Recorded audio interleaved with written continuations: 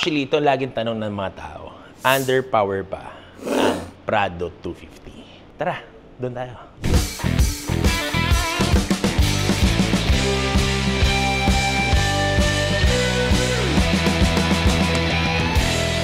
So right now guys, nandito tayo ngayon sa Drive Clean PH dito sa Parañaque. Nandito tayo sa Primo Cafe. So, ano yun nasa likod natin? It's a 2024 Land Cruiser Prado. Pero kinukall nilang LC250. Tara, samahan niyo ako mag-review. Let's go! Okay.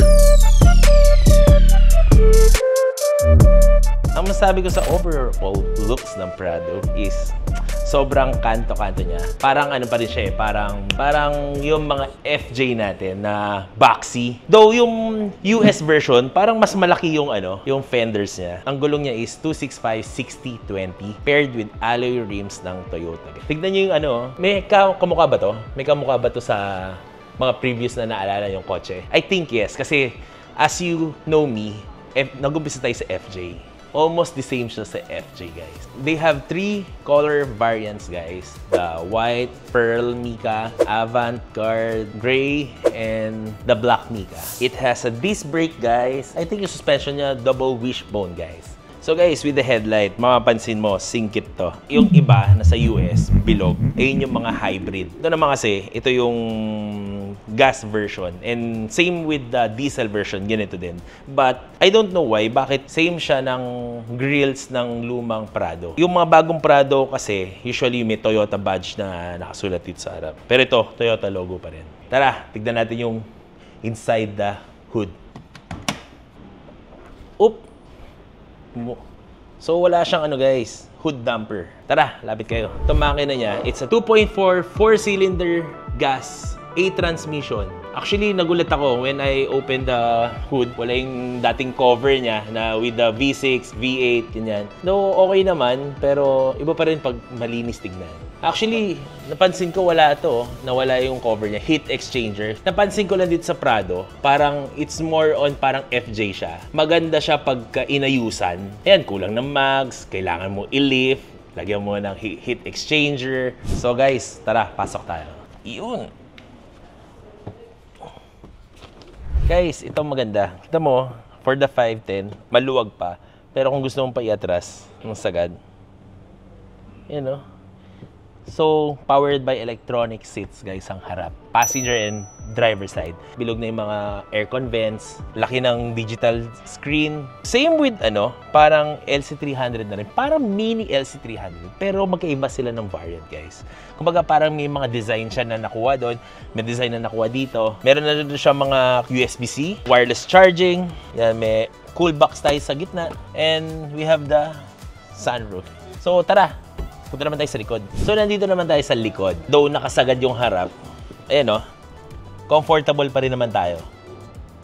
So, may aircon tayo dito. Though maganda yung mga aircon dito, hindi na siya sa gitna. And plus, meron pa tayong entertainment na TV. Ganda na seat cover. At saka ito lang masabi ko sa Toyota, guys. Ang ganda ng black na leather nila. Ito, may pindutan, may control ng aircon. Mas meron pa yung pampalamig sa puwet at pampainit. Siyempre, doon tayo sa pampalamig. Meron tayong dito, HDMI, meron tayong USB-C. Grabe, mga bagong kotse ngayon, kailangan USB-C na.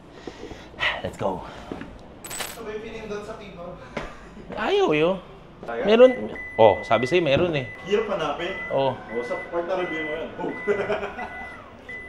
So guys, ang ganda ng likod niya. Ito talaga yung classic na Prado. Yan nabubuksan ng likod. At saka ito pang bago ngayon, meron siyang kick to open. Dito yun, di ba? Dito. Whoop.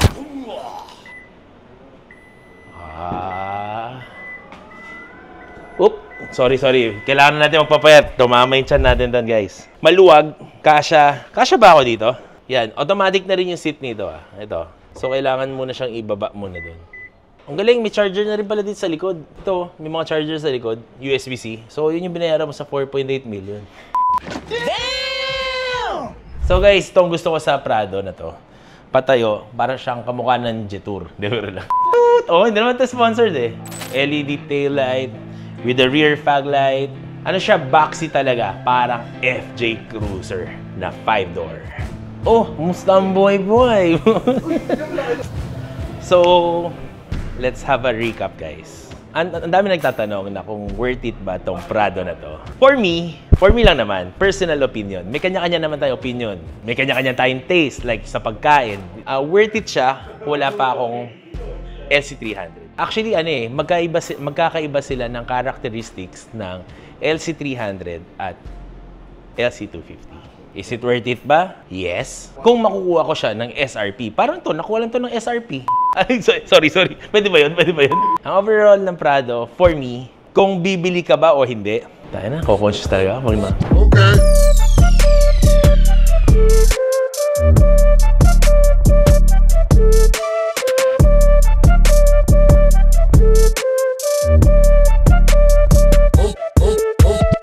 Actually, yes. Kasi, fan ako ng FJ Cruiser, guys. Fan ako ng boxy na sasakyan, ganyan. Yung LC300 kasi, it's more on sexy siya eh. Ito naman kasi, box. Marami siyang pwedeng upgrade. Yung LC300 kasi, out of the box, maganda na siya eh. Unlike here, na parang na-feel ko pa rin yung excitement ko like with the FJ Cruiser, with the mods, with the mags. Dami pa. Pwede siyang pang-camping. Excited ako siya gamitin pang-camping pag magkakaroon tayo ng ganitong kotse. For me, coming from the FJ na V6 ang makina, mas pipiliin ko na lang yung 2.4 na maganda yung transmission. Compare sa V6 na lumulunok ng gasolina, wala eh. Parang mas pipiliin mo na lang gamitin yung Hilux mo. Parang ganon. Well, maganda ang transmission. Yes, check. Yung makina for the 2.4 liter. For me, parang ganyan din yung sinasabi ko sa mga LC na rebirth. Yung LC, usually kasi yan, kilala yan sa V8 at saka V6. Pero ngayon, bakit nila nilagyan yung mga Land Cruiser ng 2.8 at saka 2.4 na makina? So, ang daming nagsabi, underpower. Pero once na na-try nyo, iba na yung transmission. It has a 8-speed transmission. Parang same sila ng same sila ng Yaris, mga bagong Yaris ngayon. So, ibang-iba na. Mas maganda ma-test drive nyo, ma-testing nyo. Yun yung lagi sasabi, iba yung nafe-feel pag nagagamit yung kotse. Though yung ibang tao, hindi nila ginagamit to kasi nga, nang sasayangan sila sa milyahe. Ang sasakyan, kailangan gamitin para ma-enjoy ang auto. So, sasagutin ko na ang tanong ng karamihan. LC300 or LC250? For me, gusto ko siya. For me, it's a yes for this Prado. Ang rating ko dito is 9 kasi yung 1, ang hirap kumuha ng SRP sa Toyota dealer. Ganun talaga ang buhay. Kung gusto mo mauna, may mga plus talaga. Some dealers may nagbibigay ng SRP, pero pipila ka talaga, taon ang ginugol at hinintay, okay siya. Pero for me, worth the wait. So guys, this will end our vlog. Please follow Mark Marcaida on socials, YouTube, Instagram, TikTok, and Facebook. So see you on the next vlog. Let's go!